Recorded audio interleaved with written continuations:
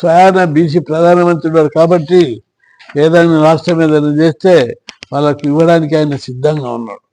కాబట్టి రాష్ట్ర ప్రభుత్వం చిత్తశుద్ధితోటి తప్పించుకోకుండా విధాన ప్రక్రియలు ఎక్కడ లోపాలు లేకుండా దీన్ని పకడ్బందీ చట్టం చేస్తే అందరి మద్దతు ఉంటుందని చెప్పి సందర్భంగా ముఖ్యమంత్రి గారికి విజ్ఞప్తి చేస్తున్నాం, హర్షం వ్యక్తం చేస్తున్నాం.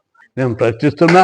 అందుకే ఈబీసీ రిజర్వేషన్ల విషయం లోపల ఒకసారి రీథింక్ చేయాలని చెప్పి కేంద్ర ప్రభుత్వాన్ని హెచ్చరిస్తూ బీసీల విషయం లోపల జనాభా ప్రకారం రిజర్వేషన్ పెంచాలని డిమాండ్ చేస్తూ ఈ నెల 18-19 చలో ఢిల్లీ ప్రోగ్రాం పెట్టి మహిళలకు చట్టసభల్లో సబ్కోటా కల్పించాలని చెప్పి పెద్ద ఎత్తున ఢిల్లీలో రౌండ్ టేబుల్ సమావేశం ఏర్పాటు చేయడం జరిగింది.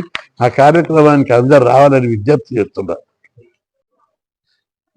నిన్న ముఖ్యమంత్రి రేవంత్ రెడ్డి గారు బీసీల స్థానిక సంస్థల రిజర్వేషన్లను 20% నుంచి 42%కు, విద్యా ఉద్యోగాల రిజర్వేషన్లు 25 నుంచి 42%కు పెంచుతూ క్యాబినెట్లో తీర్మానం చేసి అసెంబ్లీలో చట్టం చేస్తానని ప్రకటించారు.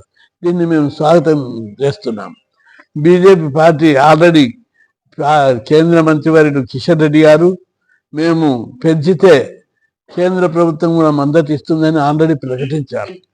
స్వయాన బీసీ ప్రధానమంత్రి ఉన్నారు కాబట్టి ఏదైనా రాష్ట్రం ఏదైనా చేస్తే వాళ్ళకి ఇవ్వడానికి ఆయన సిద్ధంగా ఉన్నాడు.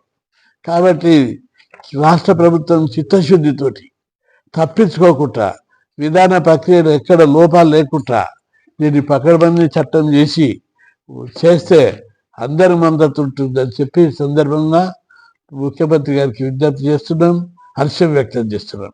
నేను ప్రశ్నిస్తున్నా. అందుకే ఈబీసీ రిజర్వేషన్ల విషయం లోపల ఒకసారి రీథింక్ చేయాలని చెప్పి కేంద్ర ప్రభుత్వాన్ని హెచ్చరిస్తూ బీసీల విషయం లోపల జనాభా ప్రకారం రిజర్వేషన్ పెంచాలని డిమాండ్ చేస్తూ ఈ నెల 18-19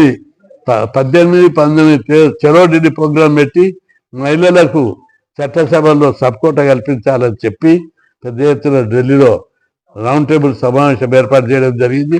ఆ కార్యక్రమానికి అందరు రావాలని విజ్ఞప్తి చేస్తున్నారు.